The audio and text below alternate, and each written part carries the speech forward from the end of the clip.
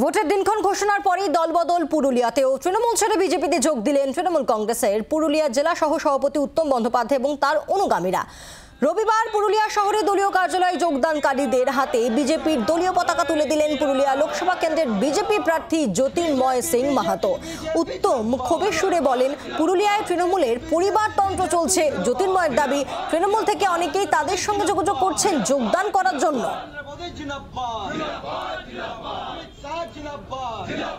কথা বলবো,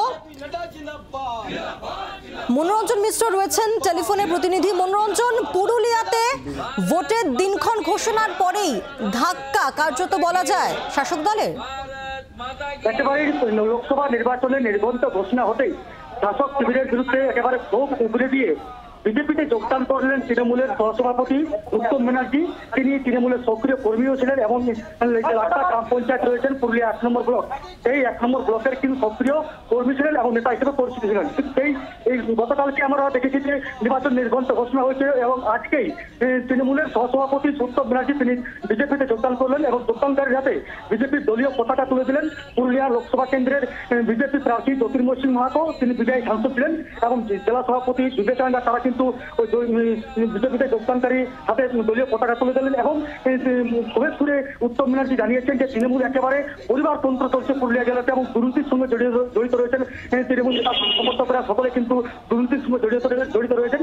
তাই এই বিজেপির উপরে ভরসা রেখে বিজেপিতে তিনি যোগদান করলেন এবং বিজেপিতে অন্যায়ের বিরুদ্ধে লড়াই করছে সেই লড়াইয়ে সামিল হওয়ার জন্য তিনি বিজেপিতে যোগদান করলেন এমনটা কিন্তু জানিয়েছেন তৃণমূলে যোগদান করলেন উত্তম ব্যানার্জি। এবং অন্যদিকে যদিও বিষয়টি নিয়ে পুরুলিয়ার বিজেপি প্রার্থী রয়েছেন জ্যোতির্ময় সিং মাহাতো তিনি জানিয়েছেন যে বিজেপিতে যারা আসতে চান, যারা অন্যায়ের বিরুদ্ধে লড়াই করতে জানে তাদেরকে কিন্তু সবসময় পুরুলিয়া জেলার বিজেপিতে স্বাগত জানানো হবে, কিন্তু যারা অন্যায়ের পক্ষে যারা রাজনীতি করছে তাদের কিন্তু কোনোভাবে মান্যতা দেবে না বিজেপি, এমনটা কিন্তু জানিয়েছেন জ্যোতির্ময় সিং মাহাতো। তবে এই বিষয়টি নিয়ে পুরুলিয়া লোকসভা কেন্দ্রের তৃণমূল প্রার্থী শান্তিরাম মাহাতো তিনি কিন্তু জানিয়েছেন যে সহসভাপতি তৃণমূলের যিনি সহসভাপতি ছিলেন উত্তম ব্যানার্জি তিনি বিজেপিতে যোগদান করলেন, তার গুরুত্ব ছিল না দলে, তাই তিনি যোগদান করেছেন, তার দল ছাড়াতে দলে কোনো রকম ক্ষতি হবে না এমনটা স্পষ্ট জানিয়ে দিলেন পুরুলিয়ার তৃণমূলের প্রার্থী শান্তিরাম মাহাতো।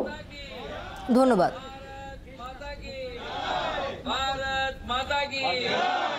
তৃণমূলের বহু নেতা কর্মী আমাদের যোগাযোগে আছে বিভিন্ন জায়গায়, আরও প্রত্যেকদিন আপনারা দেখতে থাকবেন যোগদান। তো সেই জন্যে সবাই চাই মোদিজি প্রধানমন্ত্রী আবার তৃতীয়বারের জন্য হোক।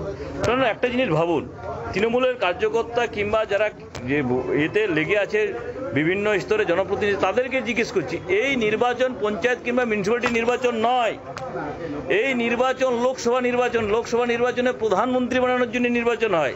আপনাদের প্রধানমন্ত্রীর পদ প্রার্থীটাকে সেটা তো আগে বলুন। আপনারা তো 42টার উপরে প্রার্থী দিতে পারবেন না, আপনাদের তো ক্যান্ডিডেট দেওয়ারই অথরিটি নেই। এটা আঞ্চলিক দল কিভাবে লোকসভায় জন্য ভোট চাইবে? আর লোকসভায় আপনারা কি করবেন? এই তো গতবার আপনার এতে 17 লোকসভার মধ্যে আপনার 22টা আসন জিতেছিল, 22টা আসনে 22 জন সাংসদ কোনোদিন উপস্থিত হয়নি পার্লামেন্টে। বাংলার আওয়াজ, বাঙালির আবেগ, জি 24 ঘন্টা।